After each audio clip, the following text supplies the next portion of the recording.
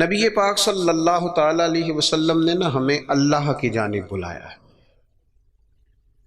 دنیا کے اندر مسلمان کا اور غیر مسلم کا فرق یہ ہے کہ مسلمان نظریاتی ہے، عقیدے والا ہے، اور جو مسلمان نہیں ہے وہ نظریاتی نہیں ہے۔ یہ ایک فرق ہے۔ نبی پاک علیہ السلام داعیہ اللہ ہیں۔ نبی کریم علیہ السلام نے ہمیں نظریہ دیا ہے، نظریہ۔ حضور نے ہماری سوچوں کو بدلا ہے، ہمیں نظریاتی بنایا ہے۔ دنیا میں ایک نظریہ یہ ہے کہ ہم نے جو محنت کرنی ہے، جو کوشش کرنی ہے، جو کاوش کرنی ہے، جو کما لینا ہے، وہی صرف ہمارا ہے۔ عقل کے زور پر، علم کے زور پر، ٹیکنالوجی کے زور پر، میڈیکل کے زور پر ہم نے چلنا ہے، اور یہ اسی پر فقط بھروسہ کریں گے تو پھر آگے بڑھیں گے۔ معاذ اللہ، یہ عام نظریہ غیروں کا ہے۔ مسلمان کا کیا نظریہ ہے؟ مسلمان کا نظریہ ہے کہ کوشش کرنا انسان کے ذمے ہے، باقی ہونا وہ ہے جو رب نے جانا ہے۔ یہ نظریہ ہے۔ عقیدہ توحید ایک نظریہ ہے۔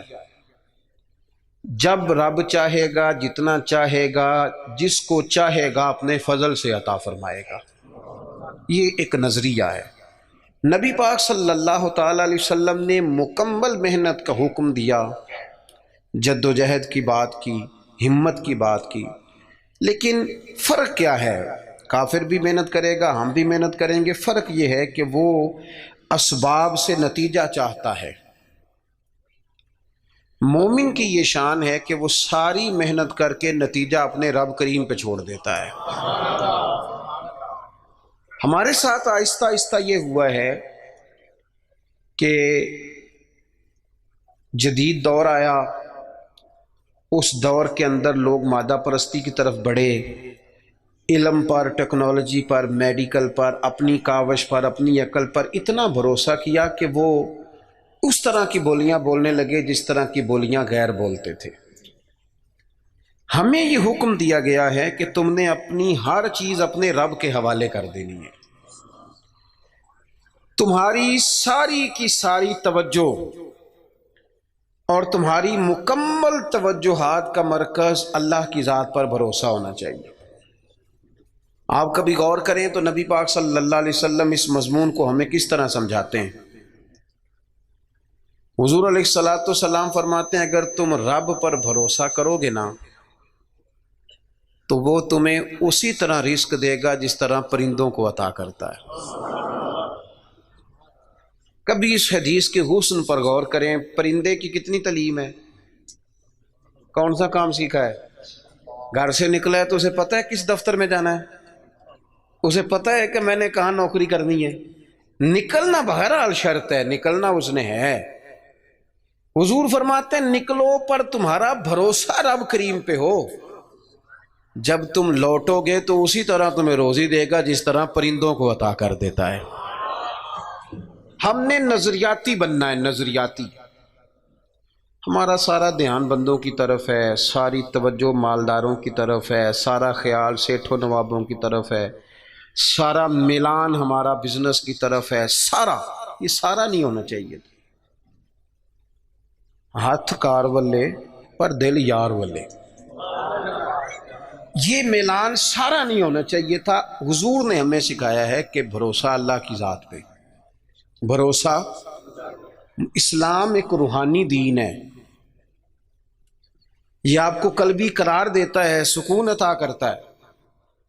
آپ جب کچھ چیزیں اللہ پہ چھوڑ دیتے ہیں نا، بڑی ساری چیزیں دوستوں پہ نہیں چھوڑی، بڑی ساری رشتہ داروں پہ نہیں چھوڑ دیتے مجھے پہنچ پڑیں گے، بڑی ساری ماں باپ پہ نہیں چھوڑ دیتے، بڑی ساری جوان اولاد پہ نہیں چھوڑ دیتے، ادھر ادھر جو اتنی توجہ کرنی ہے تو سارا کچھ رب پہ کیوں نہ چھوڑ دیں، اللہ پہ کیوں نہ چھوڑ دیں۔ دیکھو اسلام کی جو پہلی جنگ ہوئی باقاعدہ،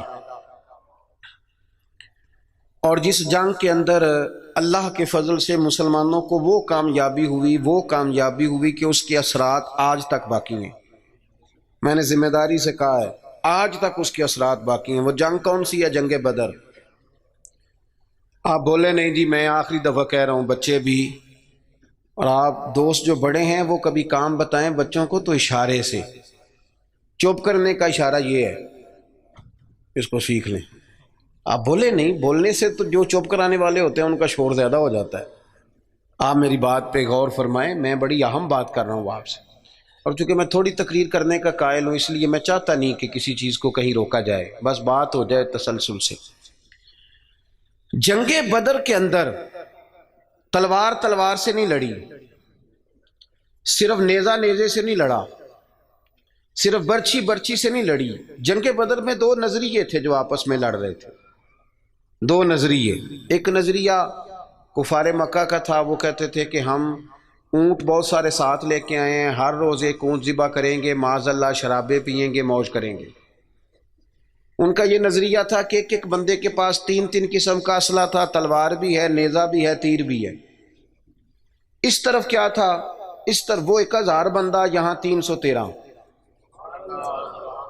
اور جب سواریوں پہ سفر کر رہے تھے تو انہوں نے سواریاں ذبح کر کے کیا کھانی تھی، ایک سواری پہ 2 3 لوگ سوار تھے۔ حال یہ تھا کہ 6 زرہیں اور 8 تلواریں۔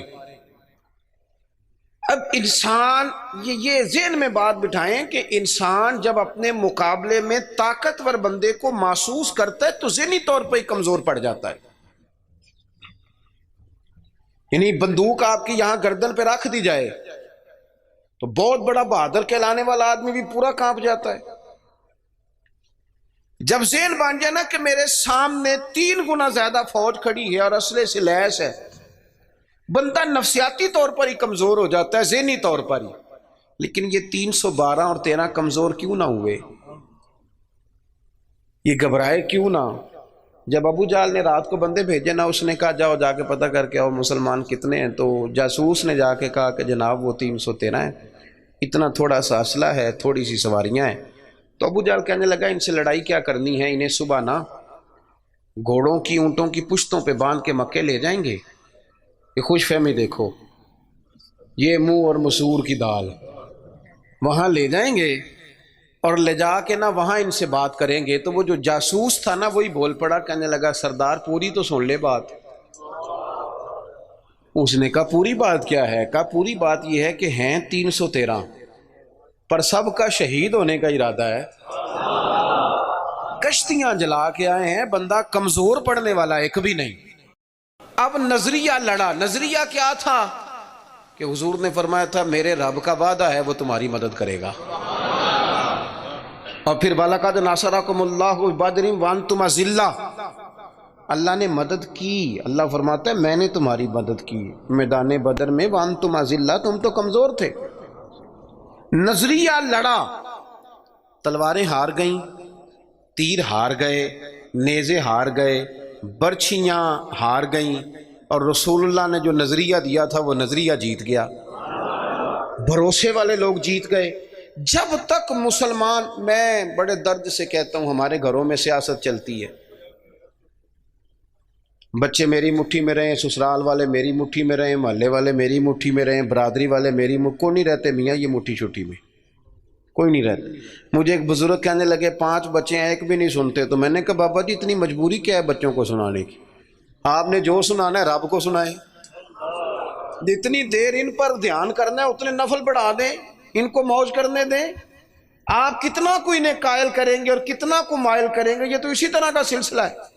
جتنی سیاست ہم لڑاتے ہیں نا لوگوں کو سیٹ کرنے میں، اگر اس سے آدھا وقت بھی اپنے رب کو راضی کرنے میں لگائیں نا تو رب راضی ہو جائے تو لوگوں کے دلوں میں محبت پیدا فرما دیا کرتا ہے۔ نظریاتی بنے، توجہ، اتنی بندوں پہ توجہ کرنا، اتنی سیاست کرنا، اپنے آپ کو ہر وقت لوگوں میں گڈ بک میں، کوئی ضروری ہے کہ سارے لوگ ہمیں اچھا ہی کہیں؟ کوئی ضروری ہے؟ کوئی ضروری نہیں۔ کوئی ضروری ہے کہ ہر وقت آپ یہی کہیں کہ ہر کونے سے میری تعریف ہی اٹھے؟ کوئی ضروری نہیں میرے بھائی۔ نظریاتی ہو جائیں، توجہ اللہ رسول کی جانب، توجہ اللہ والوں کی جانب۔ باقی یہ دنیا کی سیاست اس میں تھوڑی کمی بھی لائیں۔ دیکھیں رسول پاک صلی اللہ علیہ وسلم نظریہ کیا دیتے ہیں؟ ایک جنگ سے واپسی ہے، حضور آرام کر رہے ہیں، صحابہ تھوڑا سا ہٹ کے ادبن دور دور ہو کے لیٹ گئے۔ سرور کائنات علیہ السلام بھی آرام کرنے لگے تو تلوار اتار کے درخت کی ٹہنی سے لٹکا دی، حضور بھی آرام فرما۔ ایک بندہ آ گیا، تلوار اتار لی، حضور پر تان لی، اور محبوب علیہ السلام فرماتے ہیں آنکھیں سوتی ہیں، دل تو میرا جاگتا رہتا ہے۔ اس نے تلوار تان لی۔ اللہ کرے میں آپ کو بات سمجھاؤں، بھئی اچانک کو یہاں بندوق رکھ دے، اس وقت ہم نے دیکھنا ہے کہ بلڈ پریشر کتنا ہو گیا ہے، پھر دیکھنا ہے کہ اس وقت خون کے مد و جزر کا کیا حال ہے۔ اچانک وہ دیکھو نا میرے عزیز، رات کو 2 بجے ویسے ہی چھت پہ بلی ہو اور بندے کو کوئی کہہ دے کہ چور ہے، تو مجھے بتائیں حال کیا ہوتا ہے؟ ویسے انسان کی نفسیات ہے نا۔ لیکن جو نظریاتی بندے نا، نظریاتی، ڈاکٹر نے کہہ دیا، ایک بندہ نظریاتی نہیں تھا، ڈاکٹر نے کہہ دیا تو ہفتے میں مر جائے گا، تو وہ 3 دنوں میں مر جاتا ہے۔ ایک نظریاتی ہے، ڈاکٹر نے کہا 1 ہفتے کے بعد آپ دنیا سے رخصت ہوں گے، تو اس نے کہا ڈاکٹر صاحب آپ جو کہہ رہے ہیں اپنے علم کے مطابق کہہ رہے ہیں، ہونا وہ ہے جو میرے رب کریم نے چاہنا ہے۔ یہ کئی سال بھی نکال سکتا ہے، شرط یہ ہے کہ ہم نظریاتی ہوں۔ ہماری سیاست ہی ختم نہیں ہوتی ہے کہ جگہ میں خود جاتا ہوں بندے راضی کر رہا ہوں، جہاں میں نہیں گیا وہاں بیٹا بھیجا، تو ولیمے پہ ہو جا، چھوٹے بھائی سے کہا تو فاتحہ کہہ، سارا دن بندے راضی کرنے میں وہ پھر نہیں راضی ہوتے۔ حضرت مولا علی فرمایا کرتے تھے یہ اس طرح ہے جس طرح چرواہے کی بکریاں ہیں، ادھر والی گھیر کے لاؤ تو ادھر والی نکل جاتی، ان کو گھیرو تو ادھر والی نکل جاتی۔ تو ضرورت کیا ہے؟ رب کی جانب توجہ کرنا، اللہ پہ بھروسہ کرنا۔ اس نے تلوار حضور پہ تان لی، او بھائی کیا ہوا ہے؟ آپ کو عرض کیا آپ خاموش ہوں، اللہ آپ کو خوش رکھے اور یہ آنا جانا بھی بند کریں، آپ کو اللہ تعالیٰ بڑی ساری جزائے خیر دے۔ کچھ بندے بزدل ہوتے ہیں، انہیں تقریر نہ بھول جائے کہیں۔ آپ میری بات سنیں، آپ کی مہربانی، اللہ آپ کو سلامتی عطا فرمائے۔ میں نے جتنی بات کر لی ہے شاید اتنی بھی نہ کروں، اس سے کم کروں، لیکن چاہتا یہ ہوں کہ میری نہیں ہے نا، اللہ رسول کی ہے، تو اللہ رسول کی بات اپنے دامن میں بڑا ادب رکھتی ہے۔ عزیز بھائیو، اس نے تلوار حضور پہ تان لی، سرکار نے مقدس آنکھیں کھولی۔ تو میں بتا چکا ہوں کہ اگر ہم پر کوئی پستول تانے تو شاید سارا وجود کانپنے لگے۔ اس نے تلوار تانی، حضور کی مقدس آنکھیں کھلی، کہنے لگا آپ کو مجھ سے کون بچائے گا؟ قربان جائیں، حضور نے مسکرانا شروع کر دیا۔ زندگی نظریاتی بن جاؤ، زندگی ہنس کے گزر جائے گی ساری، لیکن اگر نظریاتی نہیں ہونا تو پھر تو بھائی کاروبار پہ نقصان پہ بھی ہارٹ اٹیک ہو جاتا ہے۔ پھر تو میرے عزیز نوکری سے جواب ہو جائے تو لوگ مریض ہو جاتے ہیں شوگر کے۔ اگر آپ نظریاتی ہیں تو جی لیں گے۔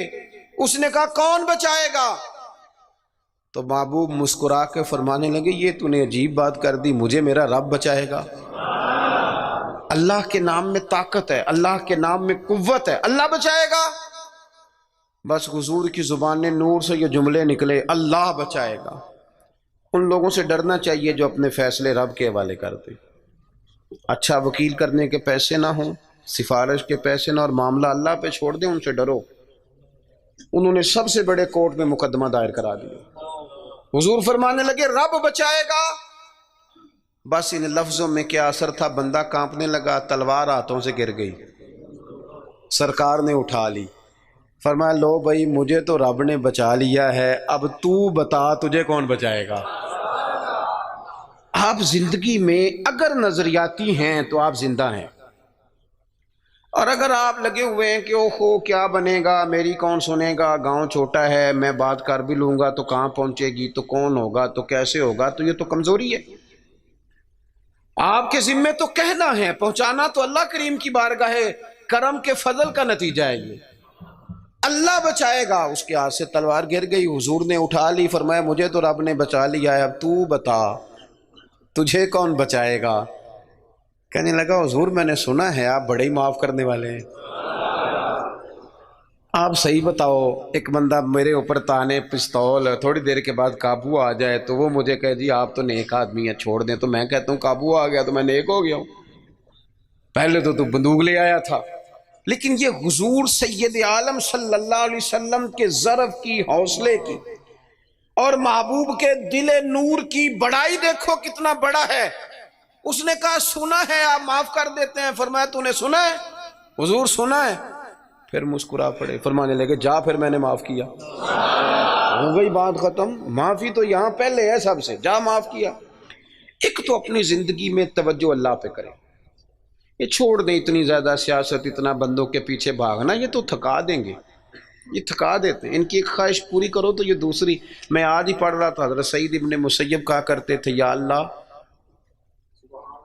یہ بڑوں کی آرزوؤں سے بھی بچانا, ان کی آرزویں بڑی ہوتی ہیں, روز نہیں ایک آرزو. اور حضور دعا مانگا کرتے تھے. نبی کریم علیہ السلام مسند امام احمد بن حنبل میں موجود ہے, اللہ کے محبوب فرماتے تھے اے اللہ اس آرزو سے بچا جو آرزو ایک اور آرزو میں مبتلا کر دے, وہ خواہش جو اور خواہش میں ڈال دے. تو ایک تو توجہ اللہ پہ کریں. دوسری بات, زندگی کو بود و باش کو اس کو سادہ کریں. سرور کائنات صلی اللہ تعالی علیہ وسلم کا کمال یہ تھا کہ لوگ نا حضور کے ساتھ ڈیل کرنے میں آسانی محسوس کرتے تھے کہ حضور سے بات آسانی سے کی جا سکتی ہے. سرور کائنات بات سنتے ہیں. یہ جو ہمیں شوق ہے نا سہولتوں کا, یہ ضرور لیں, کوئی بھی سہولت منع نہیں, لیکن اپنے آپ کو سہولتوں کے ساتھ زندہ رکھنا ہے. ہم نے نا کچھ آسانیاں زیادہ جمع کرنی شروع کر دی اپنے ڈرائنگ روم میں. سردیوں میں ہیٹر ہے, گرمیوں میں اے سی ہے, اور ہر شہر ریموٹ کنٹرول ہے, اٹھنا نہ پڑے بیڈ سے, توبہ توبہ. اور واش روم بھی اٹیچ ہے. اتنی سہولیات جمع کرنا چاہتے ہیں, بس نہیں چلتا, ورنہ جو ہم لا سکتے ہیں وہ تو ضرور آتا ہے. اس سے زیادہ جب آپ اتنی آسانیوں کے عادی ہو جاتے ہیں نا میرے عزیز, تو پھر آپ نظریاتی نہیں رہتے, پھر آپ کو قابو کیا جا سکتا ہے. پھر تو ڈاکٹر کو بھی اے سی دے کے تحفے میں تو مرضی کی دوائی لکھوائی جا سکتی ہے. حالانکہ اس معاملے میں سفارت چلنی چاہیے, صحت والا معاملہ تو ٹھیک ہونا چاہیے نا, لیکن ڈاکٹر اگر بڑا ہے تو اسے چابی دیں کمپنی والے گاڑی کی, تو اسی کمپنی کی دوائی لکھ دے گا, اللہ ماشاء اللہ. جب آپ نظریاتی ہیں, تھوڑے پہ آپ کو گزارا کرنا آتا ہے. حضور صلی اللہ علیہ وسلم نے نا ہمیں اپنی سیرت کے تعلق سے جو دوسرا بڑا نظریہ دیا وہ یہ ہے, آپ کو میری باتوں کی سمجھ آ رہی ہے؟ جو نہیں بولتے انہیں بھی آ رہی ہے. حضور نے ہمیں اپنی سیرت نور سے ایک پیغام دیا ہے کہ دنیا میں تمہارے مکانات نہیں, تم نے یہاں رہنا ہے مسافروں کی طرح. تمہارے لیے نا عالی شان محلات اور تمہاری مرضی کی آسانیاں اور سہولتیں وہ ساری رب نے جنت میں تمہارے لیے تیار کی ہیں. وہاں تمہیں من چاہی چیزیں ملیں.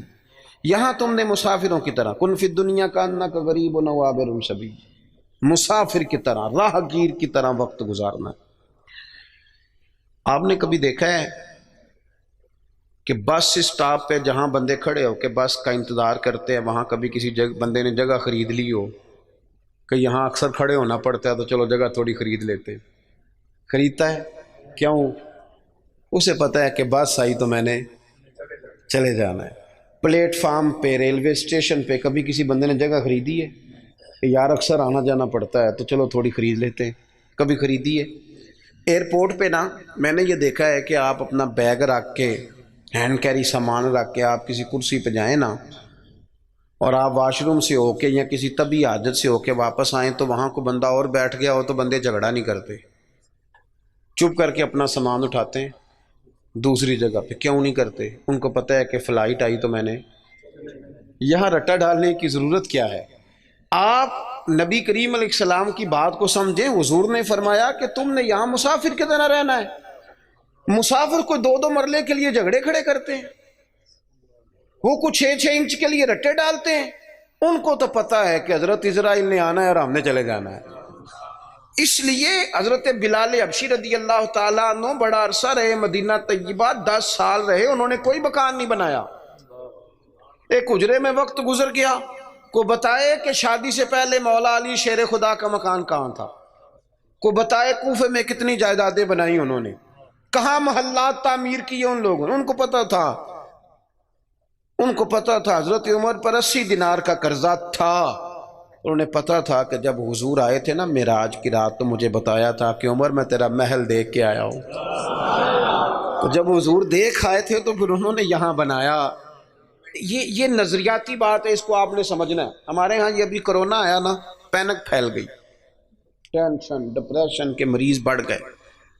آپ نے ناراض نہیں ہونا، زیادہ تر وہ لوگ ٹینشن میں ہیں جو آسانیوں میں جینے والے تھے نا، کیونکہ بندے نے اتنی قیمتی کوٹھی بنائی ہو پھر چھوڑ کے مر جائے، دل نہیں کرتا مرنے کو۔ اتنے پیسے جمع کیے ہوں پھر چھوڑ کے کیسے مرے، دل ہی نہیں کرتا۔ وہ لوگ مسافر تھے جنہوں نے سامان باندھے ہوئے تھے، جب رب کا حکم آئے گا ہم حاضر ہو جائیں گے۔ اب یہ ٹینشن کیوں پھیلی؟ ٹینشن بھی اس لیے پھیلی کہ ہم اسلامی نظریات کو نہیں سمجھتے۔ اور میرے بھائی وہ کسی اور کا عقیدہ ہے کہ مر جائیں گے تو فنا ہو جائیں گے، اور کا عقیدہ ہے۔ اور مجھ سے کوئی سوالات بھی ہوئے اس دوران۔